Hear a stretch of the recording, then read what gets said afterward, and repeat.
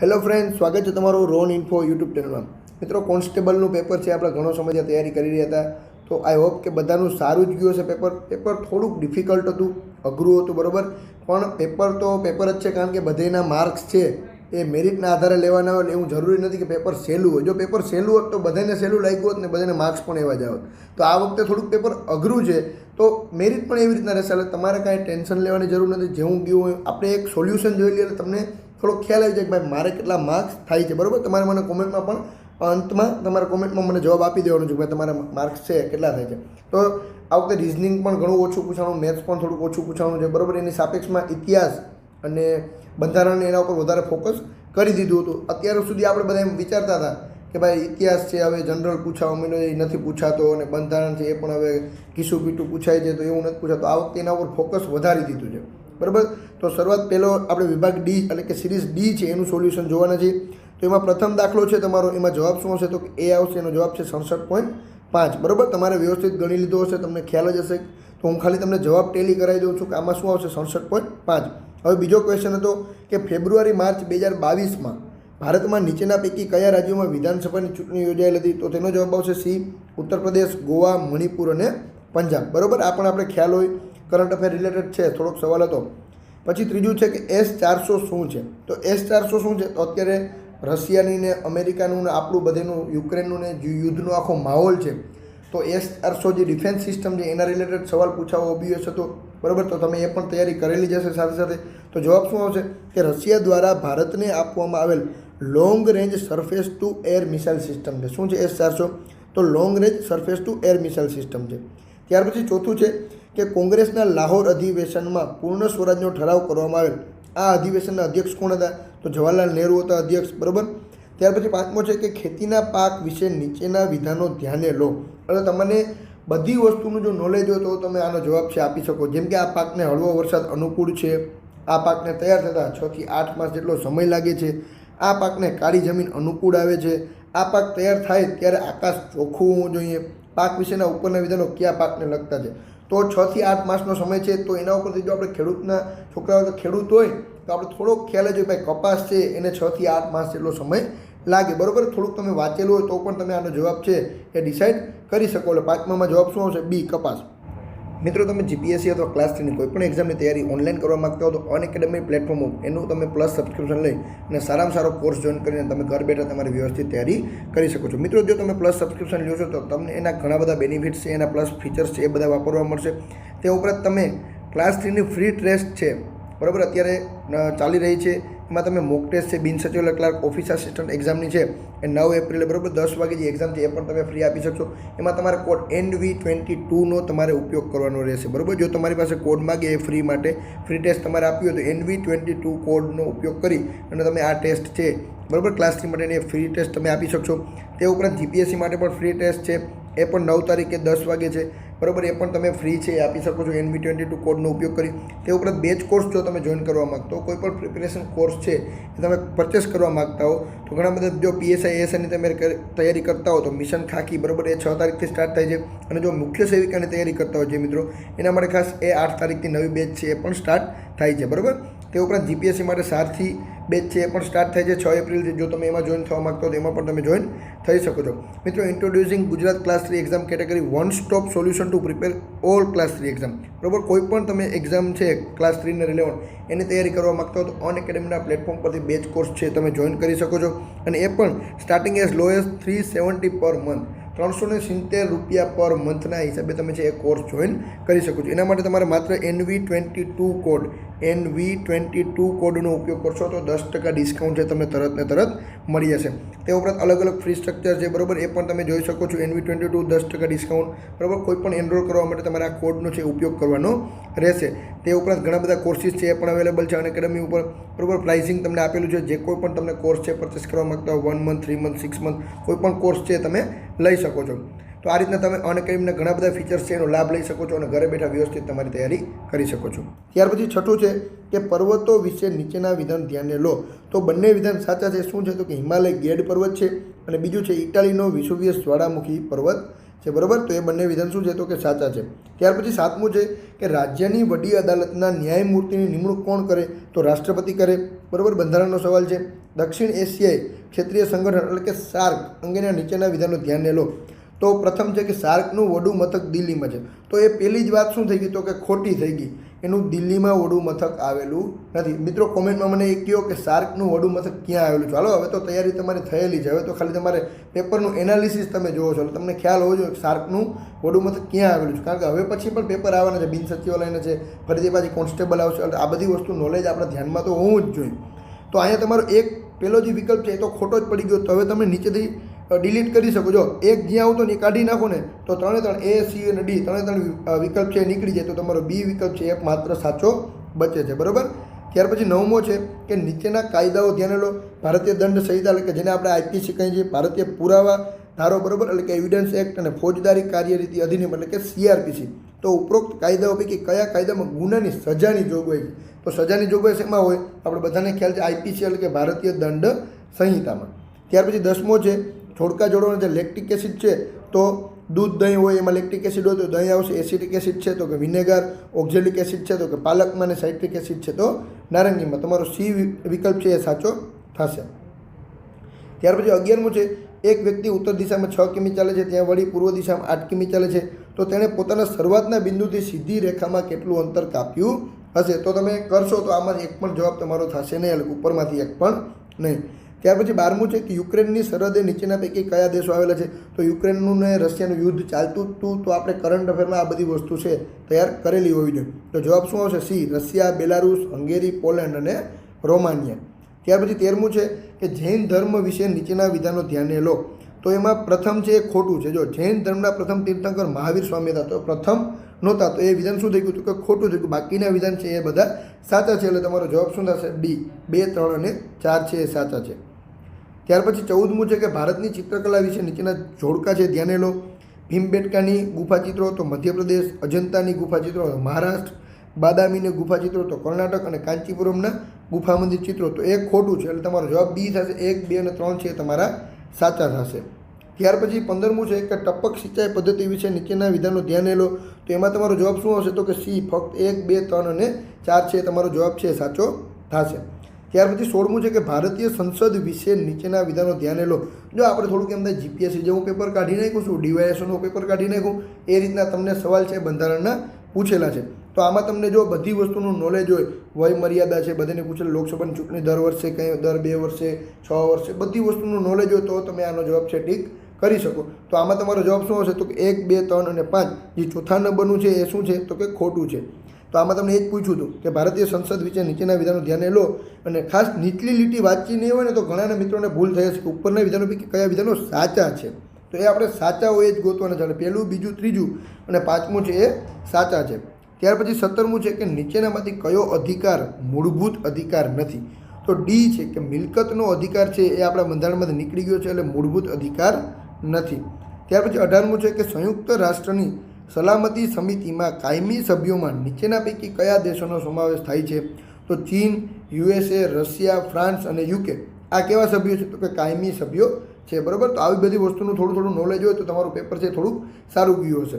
ત્યાર પછી 19મું છે કે પોલીસ અધિકારના ગુનાની માહિતી નોંધવા અંગે નીચેના વિધાનો ધ્યાને લો. તો બધી માહિતી આપેલી છે. તમારો સાચો જવાબ શું થશે? તો કે બી, ફક્ત 1, 3 અને 4 છે એ તમારો સાચો જવાબ થશે.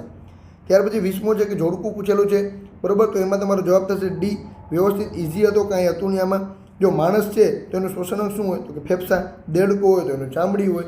વંદો છે તો એનું શ્વસન નળી હોય. અને માછલી હોય તો ઝાલર હોય. તો આ રીતના તમારે ખાલી જોડકું છે ગોઠવવાનું થાય છે. ત્યાર પછીનો દાખલો છે એમાં જવાબ આવશે 63. અને ત્યાર પછી તમને જે દાખલો આપેલો છે એમાં આવશે સવારે 6 વાગ્યે. બરાબર. તો વ્યવસ્થિત તમે ગણેલા છે, દાખલાની પ્રેક્ટિસ કરેલી છે તો તમારા જવાબ છે સાચા પડ્યા હશે. ત્યાર પછી 23મું છે કે G7 દેશોમાં કયા દેશોનો સમાવેશ થતો નથી? તો રશિયા અને ચીન છે એનો સમાવેશ થતો નથી. એટલે જવાબ આવશે એ. ત્યાર પછી છે નીચેના જોડકા ધ્યાને લો. તો એમાં બધા સાચા આપેલા છે. બરાબર. બ્રહ્મો સમાજ, આર્ય સમાજ, શાંતિ નિકેતન, ગુજરાત વિદ્યાપીઠ, છોડીઓની નિશાળ. જો અહીંયા થોડુંક તમને ટિપિકલ હતું, છોડીઓની નિશાળ એટલે કે કન્યા શાળાઓ ખરેખર હોય તો અહીંયા છોડીઓની નિશાળ લખેલી છે. તો અહીંયા બધી વસ્તુ છે સાચી થશે. એટલે કે 1, 2, 3, 4, 5 અને 6 એ તમારો જવાબ સાચો થશે. ત્યાર પછી ખનિજો અને તે જે રાજ્યમાં મળી આવ્યું છે તે અંગેના જોડકા હતા. તો એમાં પણ તમારો જવાબ શું થશે? તો કે સાચો થશે. 4, 4, 1, 2, 3 અને 4. ત્યાર પછી 26મો છે કે ગુજરાતના ઇતિહાસ વિશે નીચેના વિધાનો ધ્યાને લો.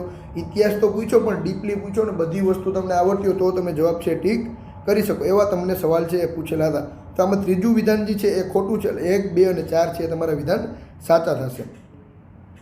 ત્યાર પછી 27મો છે કે ભારતમાં સરકારો વિશે નીચેના વિધાનો ધ્યાને લો. તો વડાપ્રધાનની નિમણૂક કોણ? રાષ્ટ્રપતિ કરે? યસ. મુખ્યમંત્રીની નિમણૂક રાજ્યપાલ કરે? યસ. રાજ્યપાલની નિમણૂક રાષ્ટ્રપતિ કરે? યસ. રાષ્ટ્રપતિની નિમણૂક વડાપ્રધાન કરે? તો એ વિધાન શું થશે? તો કે ખોટું. એટલે તમારો જવાબ શું થશે? એ ફક્ત 1, 2 અને 3. બરોબર. પછી બાયોગેસ વિશે પૂછેલું છે તો તેનો જવાબ આવશે ડી, 1, 2 અને 3. બરોબર. પછી જે હિન્દુ સમાજમાં જ્ઞાતિ કઈ વ્યવસ્થામાંથી ઉતરી આવી છે? તો વર્ણ વ્યવસ્થામાંથી ઉતરી આવી છે. બરોબર. ત્યાર પછી છે 30મું. તો જો એનસીઆરટી તમે વાંચેલી હોય, થોડાક આપણે ટેક્સ્ટબુક છે બદલી ગઈ છે. જીસીઆરટી હતી, એનસીઆરટી પણ આવી ગઈ છે. તો તમે ખાલી જીસીઆરટી કરી લેશે તો આવા સવાલ તમારા થોડાક મિસ થઈ ગયા છે. પણ બંને વાંચેલી છે જીસીઆરટી અને એનસીઆરટી, તો તમને આ બેઠો ચોપડીમાંથી મળી જશે. બરોબર. આમાં જવાબ આવશે 1, 2, 3, 4 અને 5. પ્લાઝમા અને બોઝ આઇન્સ્ટાઇન સંઘટકો છે એ પણ આની અંદર આવે છે. બરોબર. પદાર્થની અવસ્થાઓમાં. પછી દાખલો પૂછેલો છે એમાં જવાબ આવશે 4,554 રૂપિયા. તમારો બી છે એ જવાબ સાચો થશે. ત્યાર પછીના દાખલામાં છે 60,000 જવાબ આવશે. ત્યાર પછી 33મો છે કે ભારત રત્ન મળેલ છે. તો આપણી અંદર મહાત્મા ગાંધી છે તો એને તો ભારત રત્ન મળેલો જ હશે એવું આપણે સિમ્પલી વિચારી લીધું, ન વાંચેલું હોય તો ખરેખર મહાત્મા ગાંધી છે એને ભારત રત્ન મળેલો નથી. સરદાર પટેલ, ડૉક્ટર એપીજે અબ્દુલ કલામ, અટલ બિહારી વાજપેયી છે એને ભારત રત્ન મળેલો છે. તો અહીંયા તમારો જવાબ શું થશે? સી, 2, 3 અને 4 એને મળેલો છે. મહાત્મા ગાંધી જવાબ આવશે નહીં આમાં. ત્યાર પછી 34મો છે ગાંધીજી વિશે નીચેના વિધાનો ધ્યાને લો. ગાંધીજી દક્ષિણ આફ્રિકા ભણવા ગયા હતા. તો એ વિધાન પહેલાં સીધું ખોટું પડી જાય. ગાંધીજી ક્યાં ભણવા ગયા હતા? ગાંધીજી યુકે એટલે કે લંડન ભણવા ગયા છે. બરાબર. આફ્રિકા ભણવા ગયા નહોતા. તો આ વિધાન શું થઈ ગયું? તો કે ખોટું થઈ ગયું. તો બાકીના બધા સાચા છે. 2, 3 અને 4 સાચા છે. તો જવાબ થઈ ગયો તમારો રેડી. આ રીતના તમને જો વિકલ્પ ઉપરથી પણ કાઢતા આવડે ને તો ઘણીવાર આપણે ન આવડતું તો પણ આપણો આખો જવાબ છે સાચો પડી જાય. ત્યાર પછી 35મો છે કે નીચેના ઉર્જા સ્ત્રોતો ધ્યાને લો. બરોબર. નીચે જો શું આપેલું ઉપરના ઉર્જા સ્ત્રોતો પૈકી કયા સ્ત્રોત બિન પરંપરાગત સ્ત્રોત છે? બિન પરંપરાગત સ્ત્રોત. તો પેલો અશ્મિભૂત ઈંધણ છે એ બિન પરંપરાગત સ્ત્રોત નથી. બાકીના છે એ બધા બિન પરંપરાગત સ્ત્રોત છે. એટલે જવાબ આવશે 2, 3, 4 અને 5. બરોબર. ત્યાર પછી 36મો છે એમાં કૃતિ અને રચયતા પૂછેલું છે. કૃતિ અને રચયતા આપણે સાદી આપણે ગુજરાતની વાંચેલી. તો અહીંયા થોડુંક તમને ભારત લેવલનું પૂછી નાખ્યું છે. કબીર છે, તુલસીદાસ, તુકારામ, ગુરુ રામદાસ. તો બની શકે કે આપણે એની પ્રિપેરેશન ન કરેલી હોય તો એવું ન વિચારવાનું ભાઈ આપણે ઘણા બધા વિદ્યાર્થીઓને ન જ આવડ્યો. બરાબર. અમુક સવાલ છે. તો આમાં જો પીની સામે શું હશે? 2. તો કબીર છે એ બીજક છે એને લખેલું છે. બરાબર. Q3 તો તુલસીદાસ છે તેની સામે આવશે વિનય પત્રિકા. પછી R1 એટલે કે તુકારામ છે તો અભંગ, અને S4 તો ગુરુ રામદાસની સામે આવશે દાસબોધ. બરાબર. આ રીતના તમે જવાબ જો કરેલો છે તો તમારો સાચો થશે. ત્યાર પછી 37મો છે પદ્મ એવોર્ડ છે 2022ના હમણાં જ યોજાના. તો આપણે આ બધી વસ્તુ કરંટ અફેરમાં લીધેલી જ હોય. તો એમાં તમારો જવાબ હશે 1, 2, 3 અને 4. બરાબર. બધા આવે છે ટૂંકમાં. 38 છે નૃત્ય અને તે કયા રાજ્યના પ્રચલનમાં છે તે અંગે.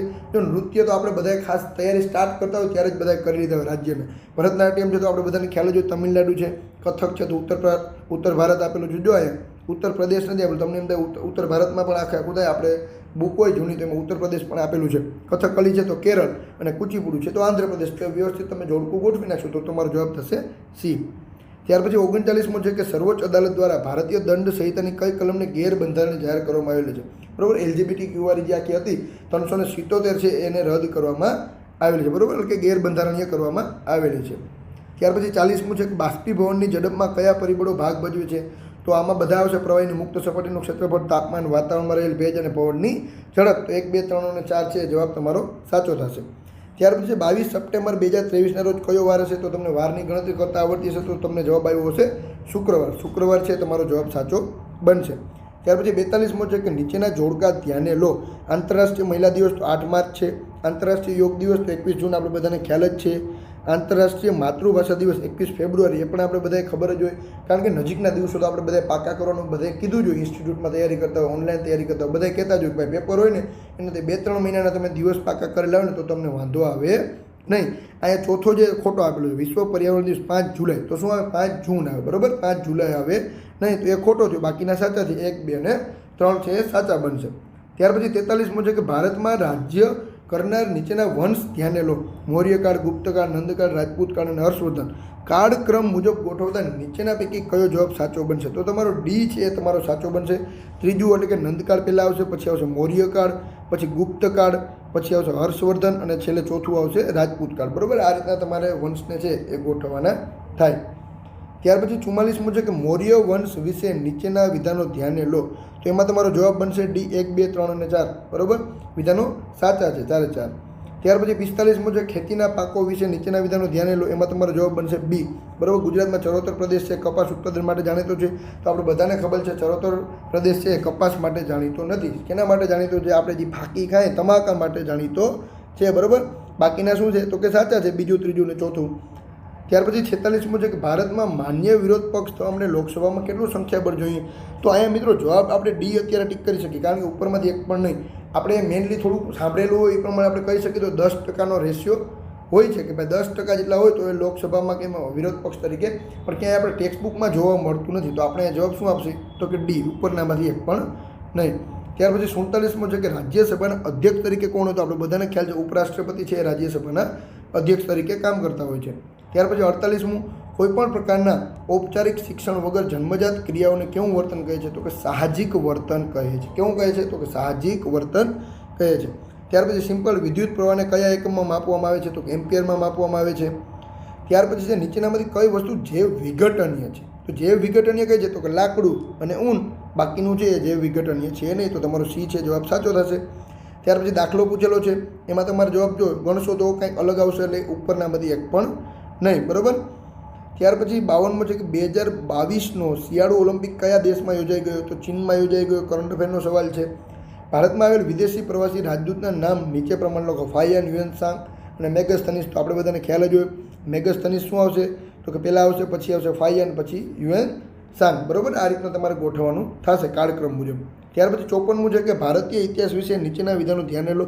મિત્રો ઇતિહાસ તો પૂછ્યો છે, થોડોક ડીપમાં પૂછેલો છે. બરાબર, થોડીક વ્યવસ્થિત તમે તૈયારી કરેલી હોય તો ઇતિહાસનો તમારો માર્ક્સ છે એટલા બધા પણ અઘરા પૂછેલા નથી. થોડાક બધી વસ્તુ પૂછેલી છે પણ ઇન ડિટેલ પૂછેલી છે. કેવી પૂછેલી છે? In detail. તો અહીંયા તમારો જવાબ શું થશે? મૌર્ય વંશની રાજધાની પાટલીપુત્ર હતી, યસ. ગુપ્ત વંશની રાજધાની પાટલીપુત્ર હતી, યસ. આર્યભટ્ટ અને વરામીર ગુપ્ત કાળમાં થઈ ગયા. તો એ બધી વસ્તુ છે શું છે તો કે સાચી છે, એટલે 1, 2, 3 છે તમારો જવાબ સાચો થશે. ત્યાર પછી 55મો છે કે નીચેના વિધાનો ધ્યાને લો. તો એમાં શું આવશે? 1, 2 અને 3, એટલે કે 3 સાચા છે. એટલે કે ગ્રીનિચ રેખા ઇંગ્લેન્ડના ગ્રીનિચ શહેરમાંથી પસાર થાય છે. કર્કવૃત અમદાવાદ પાસેથી પસાર થાય છે. તો મિત્રો કર્કવૃત છે આપણે બધાને ખ્યાલ છે કે મહેસાણા ગાંધીનગર પાસેથી પસાર થાય છે, પણ અહીંયા આપણે અમદાવાદને છે કન્સિડર કરી શકીએ. આંતરરાષ્ટ્રીય દિનાંતર રેખા છે એ વાકી ચૂકી છે. તો અહીંયા આપણો જવાબ શું આવશે તો કે ડી 1, 2 અને 3. બરાબર, ત્યાર પછી 56મો છે કે પંચાયતી રાજ અંગે નીચેના વિધાનો ધ્યાને લો. તો એનો જવાબ થશે 1, 3 અને 4. બીજું છે એ ખોટું આપેલું છે પંચાયતી રાજમાં. મિત્રો પંચાયતી રાજના પણ થોડાક સવાલ છે એ પૂછી નાખ્યા છે. ત્યાર પછી 57મો છે કે ભારતના બંધારણમાં કલ્યાણ રાજ્યોનો ખ્યાલ શામાંથી દર્શાવેલ છે? તો આપણે બધાને ખ્યાલ છે રાજનીતિના માર્ગદર્શક સિદ્ધાંતો છે એ કલ્યાણ રાજ્યનો ઉલ્લેખ કરે છે. ત્યાર પછી મિત્રો 58મો છે કે સામાજિક રીત રિવાજો, મૂલ્યો, રહેણી કહેણી અને વિચારસરણી આત્મસાત કરવાની પ્રક્રિયાને શું કહે છે? તો જવાબ આવશે તમારો બી, સામાજિકરણ. બરાબર, ત્યાર પછી 59મો છે કે કયું વિટામિન જળ દ્રાવ્ય છે? તો બી અને સી છે એ જળ દ્રાવ્ય છે. તો આપણે ગોતવાનું બી અને સી કયું છે તો કે બી વિભાગ છે તમારો, બી વિકલ્પ છે એ તમારો સાચો થશે. ફક્ત 2 અને 3. ત્યાર પછી 60મું છે કે નીચેનામાંથી કઈ બાબતો મિથેન નામના ગ્રીનહાઉસ ગેસનો સ્ત્રોત છે? તો એમાં જવાબ આવશે સી, 1, 2 અને 3. બરાબર, ત્યાર પછીનો દાખલો છે એમાં જવાબ આવશે 50,000 રૂપિયા. ત્યાર પછી 62મો છે, તમને પક્ષ પૂછેલા છે. જો ઇલેક્શનમાં ને એમાં તમને થોડુંક ઇન્ટરેસ્ટ હોય તો પક્ષ પણ તમને આવડતા હોવા જોઈએ. તો આમાં તમારો જવાબ થશે 1, 2, 3 અને 4. બરાબર, એટલે કે બધા જે કર્ણાટકમાં છે ભારતીય જનતા પક્ષ છે, પશ્ચિમ બંગાળ છે તો તૃણમૂલ કોંગ્રેસ છે, ટીએમસી જેને આપણે ઓળખી, તમિલનાડુ છે તો અખિલ ભારતીય અન્ના દ્રમુક, રાજસ્થાન છે તો ભારતીય રાષ્ટ્રીય કોંગ્રેસ. ત્યાર પછી 63મો છે મહાજનપદ અને તેની રાજધાની વિશેના જોડકા બેઠો ટેક્સ્ટબુકમાં તમને આપેલો છે. તમે જીસીઆરટી વાંચતા હશો તો એમાં મહાજનપદ ને આ બધી વસ્તુ છે એ આખા પેરેગ્રાફમાં જ લખેલી છે. તો જેને ટેક્સ્ટબુક વાંચેલી હશે ને એને કાંઈ વાંધો આવ્યો હશે નહીં. તો અહીંયા જવાબ આવશે ડી, 1, 2, 3, 4 અને 5. ત્યાર પછી 64મો છે કે ભારતની સ્વતંત્રતાની ચળવળમાં વિદેશમાં ક્રાંતિ પ્રવૃત્તિ સાથે સંકળાયેલ નેતાઓનો કોનો સમાવેશ થાય છે? તો શ્યામજી કૃષ્ણ વર્મા આવશે, મેડમ ભીખાજી કામા આવશે, વીર સાવરકર આવશે, ગોપાલ કૃષ્ણ ગોખલે આવશે નહીં. તો અહીંયા જવાબ આવશે 1, 2 અને 3.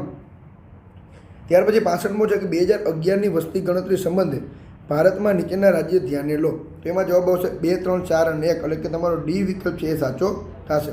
ત્યાર પછી જાહેર હિતની અરજીવાળો છે, તો એમાં તમારે શું આવશે, એના પોઈન્ટ તમે વાંચશો તો તમારો જવાબ બનશે બી, ફક્ત 2, 3 અને 4. પહેલું વિધાન છે એ ખોટું બનશે. ત્યાર પછી 67નું છે કે ચૂંટણી અંગે નીચેના વિધાનો ધ્યાને લો. તો એમાં પહેલું, બીજું અને ચોથું છે એ તમારું સાચું થશે.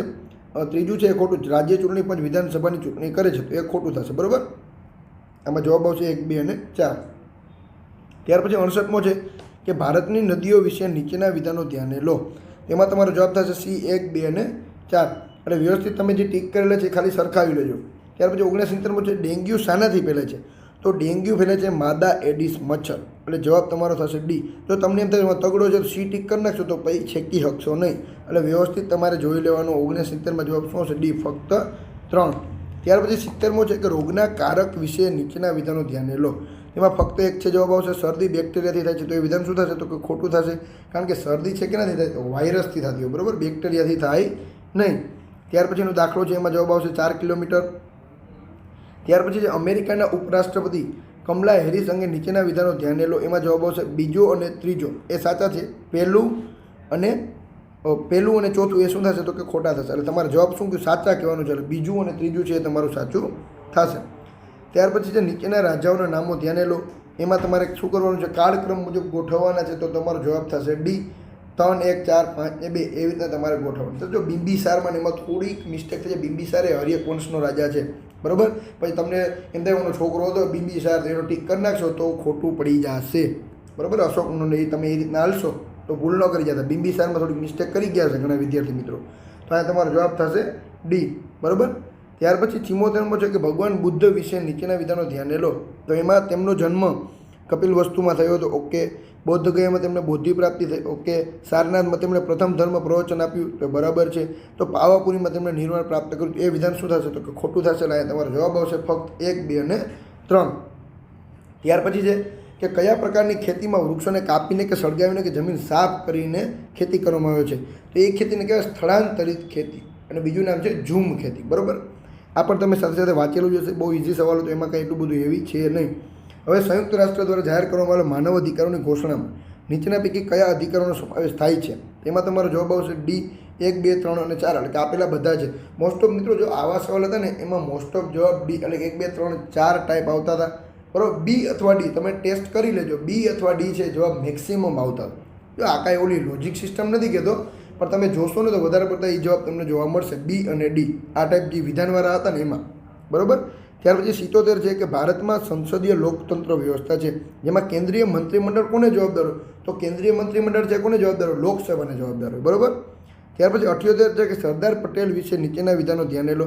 તો સરદાર પટેલ વિશે આપણે વાંચેલું તો ખ્યાલ આવી જ જાય કે સરદાર પટેલનો જન્મ કરમસદમાં થયો હતો.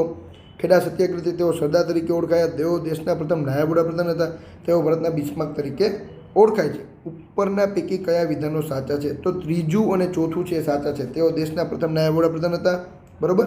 તેઓ ભારતના બિસ્માર્ક તરીકે ઓળખાય છે. તો તમારો જવાબ શું થશે, એ છે તમારો સાચો જવાબ થશે. પછી છે 79મું, ગ્રહો વચ્ચેનું અંતર માપવા કયો એકમ વપરાય છે. તો એમાં આપણે બધાને ખ્યાલ જો પ્રકાશ વર્ષ, બરાબર. પછી 80મું છે કે નીચેના વિધાનો ધ્યાન લો. બેક્ટેરિયા નાઇટ્રોજન સ્થાપનનું કામ કરે છે, બરાબર. વાયરસ દર્દી બનાવવામાં દહીં બનાવવામાં ઉપયોગી હોય છે. ઈસ્ટ આથો લાવવામાં મદદ કરે છે. તો અહીંયા તમારો જવાબ બનશે બી, ફક્ત 2, બરાબર. સાચું નથી. જો ઉપરના પૈકી કયા વિધાન સાચું નથી, અહીંયા સાચું કયું નથી, ફક્ત 2, એટલે કે વાયરસ છે દહીં બનાવવામાં ઉપયોગી છે. તો દહીં જે બેક્ટેરિયાથી બને, વાયરસથી બને નહીં, એટલે અહીંયા ખોટું થશે. એટલે જવાબ તમારો થશે બી, ફક્ત 2. પછી તમને દાખલો પૂછેલો છે, બરાબર. એમાં જવાબ આવશે 3 કલાક ને 20 મિનિટ. તો તમે થોડીક દાખલાની પ્રેક્ટિસ જૂના પેપરની પણ કરેલી હશે ને તો દાખલા તમને આવડી ગયા હશે. દાખલા એ ટાઈપના જ હતા આખા. ત્યાર પછી 82મું છે કે United Nations climate change conference અંતર્ગત COP26 બેઠકનું આયોજન જે શહેરમાં કરવામાં આવ્યું, તો ગ્લાસગો શહેર કયા દેશમાં આવેલું છે, તો કે યુકેમાં આવેલું છે. ભારતના મધ્યકાળમાં નીચેના પૈકી કયો યુરોપિયન પ્રજાનું આગમન થયું હતું. તો બધી પ્રજા છે એનું લાઇનસર આગમન જ થયું હતું. કઈ તો અંગ્રેજો, ફ્રેન્ચ, વલંદાઓ, ફિરંગીઓ અને ડેનિશ, બરાબર. આ બધા છે યુરોપિયન પ્રજાનું આગમન થયું હતું મધ્યકાળમાં. ત્યાર પછી સિંધુ ખીણની સંસ્કૃતિ વિશે નીચેના વિધાનો ધ્યાને લો. તો એમાં તમારો જવાબ આવશે 2, 3 અને 4. એમાં તમારું પહેલું છે એ શું થશે તો કે ખોટું થશે. આ સંસ્કૃતના અવશેષો સૌપ્રથમ મોહેજો દડોમાંથી મળી આવે તો એ શું થશે તો કે ખોટું થશે. બાકી બધા વિધાનો કેવા છે તો કે સાચા છે. બરાબર. ત્યાર પછી 85મો છે કે પાછા ફરતા મોસમી પવનો કયા રાજ્યોમાં વરસાદ લાવે છે. તો આપણે ખ્યાલ જ છે કે આંધ્રપ્રદેશ અને તમિલનાડુ સાઈડ છે એ પાછા ફરતા મોસમી પવનો એ વરસાદ લાવે. એટલે તમારો જવાબ શું થશે ફક્ત 2 અને 3. ત્યાર પછી 86મું છે કે ભારતમાં રાષ્ટ્રપતિ તથા ઉપરાષ્ટ્રપતિની ચૂંટણી અંગે નીચેના વિધાનો ધ્યાને લો. તો એમાં તમારો જવાબ શું આવશે ડી છે 1, 2 અને 3. એટલે કે બધા વિધાન છે એ શું છે તો કે સાચા છે. બરાબર. કે સંસદ સભ્યો તથા વિધાનસભ્યો દ્વારા રાષ્ટ્રપતિની ચૂંટણી કરવામાં આવે છે, સંસદ સભ્યો દ્વારા ઉપરાષ્ટ્રપતિની ચૂંટણી કરવામાં આવે છે, રાષ્ટ્રપતિ તથા ઉપરાષ્ટ્રપતિની ચૂંટણી દર 5 વર્ષે કરવામાં આવે છે. તો વિધાન બધા શું થશે તો કે સાચા થશે. ત્યાર પછી 87મો છે એ ચિત્રશૈલી તમને પૂછેલી છે ગુજરાત સાથે કઈ સંકળાયેલી છે. તો તમે વિકલ્પ જુઓ એટલે ખ્યાલ છે વારલી પણ તમે સાંભળેલું હોય અને પિઠોરા પણ તમે સાંભળેલું હોય. એટલે કે ત્રીજું અને ચોથું છે આપણે ગુજરાત સાથે સંકળાયેલી ચિત્રશૈલી છે. એટલે તમારો જવાબ થશે ડી. ત્યાર પછી 88મો છે કે બ્રિટિશ અમલ દરમિયાન પશ્ચિમની વિચારસરણીના કયા તત્વોનો ભારતમાં પ્રવેશ થયો. તો બિનસાંપ્રદાયિકતા, સમાનતાવાદ અને માનવતાવાદ. બરાબર. તો આ બધા વિચાર છે એ ભારતમાં પ્રવેશ થયો. એટલે ઉપરોક્ત તમામ છે જવાબ આપણે અહીંયા ટીક કરી શકીએ. ત્યાર પછી 89મો છે કે પુનઃ અપ્રાપ્ય કુદરતી સંસાધન કયું છે. તો ત્રીજું અને ચોથું એટલે કે કુદરતી વાયુ અને અશ્મિ બળતણ છે એ પુનઃ અપ્રાપ્ય. બરાબર. ફરી પાછા મળતા નથી, વપરાઈ જાય પછી. બાકી બધી વસ્તુ છે એ વારે વારે કુદરત દ્વારા આપણે મળતી હોય એટલે કે પુનઃ પ્રાપ્ય થાય. આ પુનઃ અપ્રાપ્ય એટલે જવાબ આવશે તમારું કુદરતી વાયુ અને અશ્મિ બળતણ એટલે કે ડી તમારો જવાબ થશે. ત્યાર પછી છે શહેરો અને તે જે રાજ્યમાં આવેલું છે તે રાજ્યના જોડકા જોડવાનું છે. મૈસૂર કર્ણાટક આપણે ખબર જ છે. બરાબર. એ જ આવશે. કન્યાકુમારી કેરળ, કોણાર્ક આંધ્રપ્રદેશ, મદુરાઈ તમિલનાડુ. તો અહીંયા સાચું 2 જ બનશે જો પહેલું અને ચોથું મૈસૂર કર્ણાટક અને મદુરાઈ તમિલનાડુ. બાકી બધી વસ્તુ છે એ ખોટી થશે. તો તમને સાચું છે ખ્યાલ આવી ગયો છે પહેલું અને ચોથું એટલે તમારો જવાબ થશે બી. ત્યાર પછી દાખલો પૂછેલો છે બરાબર પિતાની પુત્રની ઉંમર ટાઈપનો. તો એમાં જવાબ આવશે 24 વર્ષ. પછી છે ટોક્યો ઓલિમ્પિકમાં નીરજ ચોપડાએ કઈ રમતમાં સુવર્ણ ચંદ્રક જીત્યો. જો આપણે ભાલા ફેંક મગજમાં હોય તો અહીંયા તમને ભાલાની જગ્યાએ બરછી ફેંક આપેલું છે. તો જવાબ તમે બરછી ફેંક ટીક કરવાનો રહેશે. ન કે ઘણા તો કોરો મૂકીને આવતા રહેશે ભાઈ આપણે ભાલું આપ્યું નથી એટલે આપણે ટીક કરવો નથી. તો બરછી ફેંક છે તમારે ટીક કરવા તો તમારો જવાબ છે સાચો બનશે. ત્યાર પછી 93મો છે કે ભારતમાં અંગ્રેજો કઈ મહેસૂલ પદ્ધતિ અમલ મૂકી. તો કાયમી જમાબંધી પણ મૂકી, રયતવારી મૂકી, મહાલવારી મૂકી, જપ્તીવારી મૂકેલી નથી. એટલે પહેલું, બીજું અને ત્રીજું છે એ અમલમાં મૂકીએ એટલે જવાબ છે તમારા સાચા થશે. સી છે તમારો સાચો જવાબ થશે. હવે વેદ વિશે પૂછ્યું છે તો પહેલાં જ જો કુલ 5 વેદો છે. આપણે 5 વેદ છે કેટલા વેદ છે 4 વેદ છે. એટલે પહેલો વિકલ્પ હોય ને એ છેકો જ મારી દીધું. તો પહેલા વિકલ્પમાં તમે છેકો મારશો તો બી, સી ને ડી ત્રણે ઉડી જાય. તો આપણો જવાબ ઓટોમેટિક એ જ વધે એ ફક્ત 2 અને 3. બરાબર. ત્યાર પછી 95મો છે કે મેંગ્રુવ જંગલો વિશે નીચેના વિધાનો ધ્યાને લો. તો આ પ્રકારના જંગલો છે સમુદ્રની ભરતીના ખારા પાણીમાં વિકસે છે. આ પ્રકારના જંગલો ગુજરાત અને પશ્ચિમ બંગાળ તથા આંદમાન અને નિકોબારના સમુદ્ર કિનારે જોવા મળે છે. ગુજરાતના આ પ્રકારના જંગલો ચેરના વૃક્ષો જોવા મળે છે. તો આ બધી વસ્તુ સાચી થઈ. આ પ્રકારના જંગલોના વૃક્ષો ખૂબ જ ઊંચા હોય છે. તો એ વિધાન શું થશે તો કે આમાં બંધ બેસતું નથી. તો અહીંયા સાચા જવાબ તમારા થશે 1, 2 અને 3 થશે. બરાબર. 95માં. ત્યાર પછી 96મો છે કે રચના અને રચયિતાના જોડ પૂછવાની છે. કલહણ. તો કલહણ દ્વારા કયો લખાણો છે તો કે રાજતરંગીણી. બરાબર. પછી કયું જયદેવ સામે. તો જયદેવનું ગીત ગોવિંદ પીએસઆઈનું તમે પેપર જોશો જૂનું તેમાં જયદેવ પૂછાયેલો છે. જોઈ લેજો જૂનું પેપર. જયદેવ ગીત ગોવિંદ પૂછાઈ ગયું છે. બરાબર. Q3. હવે ચંદ બરદાઈ છે તો કોને લખેલો છે પૃથ્વીરાજ રાસો અને સોમદેવ છે એ બધાને ખબર જ છે કથા સરિત સાગર. તો અહીં જયદેવ ઉપરથી પણ તમને આવડી જાવ જો જૂના પેપરમાં પૂછાયેલો છે જયદેવ ગીત ગોવિંદ. જૂનું પેપર જોઈ લેજો પીએસઆઈનું હમણાં લેવાનું નહીં એની પહેલાં વાળું. બરાબર. 97 છે કે ગોવા મુક્તિ આંદોલન શાની સાથે સંકળાયેલું છે તો કે ભારતમાંથી ફિરંગી સંસ્થાનો સમાપ્ત કરવા માટે છે ગોવા મુક્તિ આંદોલન યોજાયેલું છે. ત્યાર પછી પંચાયતી રાજ એટલે શું તો પંચાયતી રાજ એટલે સત્તાનું વિકેન્દ્રીકરણ. શરીરનું સૌથી મોટું અંગ કયું છે તો કે ચામડી છે શરીરની સૌથી મોટું અંગ છે. બરાબર. કોષ નથી પૂછેલો, અંગ પૂછેલો છે એટલે ચામડી આવશે જવાબ. ત્યાર પછી 100 એટલે છેલ્લું છે કોચીન છે તો કોણ ક્યાં આવશે તો કે કેરળ. બરાબર. પારાદીપ છે તો ઓરિસ્સા, મેંગ્લોર છે તો કર્ણાટક અને વિશાખાપટ્ટનમ છે તો આંધ્રપ્રદેશ. બરાબર. તો આ રીતના તમારા 100 ક્વેશ્ચનનું સોલ્યુશન છે આપણે વ્યવસ્થિત જોઈ ગયા. બરાબર. તમારે કેટલા સાચા પડે છે ખાસ મને કોમેન્ટમાં કહેજો. અને વિદ્યાર્થી મિત્રો જેટલા પણ મિત્રો સુધી આપણું આ પેપર પૂછે ખાસ એને કેટલા માર્ક્સ થાય છે એ મૂકશો તો આપણે ખ્યાલ આવશે કે ભાઈ ઓલ ઓવર મેરિટ છે કેટલું જશે. મિત્રો પેપર પ્રમાણમાં અઘરું જ હતું. બરાબર. બધાને એવું જ કહ્યું છે કાંઈ ટેન્શન લેતા. ઘણા વિદ્યાર્થી મિત્રો ઓહો 3 વર્ષ તૈયારી કરતો હતો પાછું આવું ના આવું થયું એવું કાંઈ વિચારવાની જરૂર નથી. તમે જો થોડું ઘણું વ્યવસ્થિત તૈયારી કરી લેશે અને 50-55 ઉપર પણ જો તમારા માર્ક થતા હશે તો તમારા ચાન્સીસ છે પૂરેપૂરા છે. અને ખાસ તમારે આમાં કેટલા માર્ક્સ થાય છે એ મને કહેવાનું છે, જેથી કરી આપણે ખ્યાલ આવે. પોલ મૂકશે એમાં પણ આપણે ખ્યાલ આવી જાય કે ભાઈ વિદ્યાર્થીઓનું મેરિટ છે કેટલે સુધી અટકે એમ છે. અને પેપર તમને કેવું લાગ્યું એ પણ મને ખાસ કોમેન્ટ કરીને જણાવજો. બરાબર મિત્રો, તો ખાસ અહીંયા સુધી આપણે વિડીયો રાખી અને વિડીયો કેવો લાગ્યો એ પણ મને કહેજો. કાંઈ ભૂલચૂક રહી ગયો તો એ પણ મને કોમેન્ટ કરીને જણાવી દેજો, કારણ કે ભૂલભાલ ઘણીવાર રહી જતી હોય. કદાચ આપણે સ્પીડમાં સોલ્યુશન કરાવતા હોય એમાં મિસ્ટેક રહી જાય તો મને ખાસ કોમેન્ટ કરી અને તમે જણાવી દેજો. અને પેપરનું જો તમારે PDF જોતી હોય તો આપણી વેબસાઇટ છે www.digitalvidyalaya.in. આ વેબસાઇટ પરથી તમને PDF દ્વારા પેપર પણ મળી જશે. આ રીતના સોલ્વ કરેલું પણ તમને ત્યાંથી મળી જશે, જેથી કરી તમારી પાસે રાખવી હોય અને સોલ્વ કરવું હોય તો પણ તમને કામ લાગે. બીજા કંઈ સજેશન હોય તો ખાસ મને કોમેન્ટ કરી અને જણાવજો. ચેનલને સબસ્ક્રાઈબ ન કરી તો સબસ્ક્રાઈબ કરી લેજો અને બાજુમાં રહેલું બેલ આઇકન છે તેને પણ દબાવી દેજો, જેથી કરી જ્યારે પણ અમારા દ્વારા કોઈ વિડીયો મુકાય તો તમને એની સીધી નોટિફિકેશન મળી જાય. આવજો વિદ્યાર્થી મિત્રો. જય હિન્દ, જય ભારત.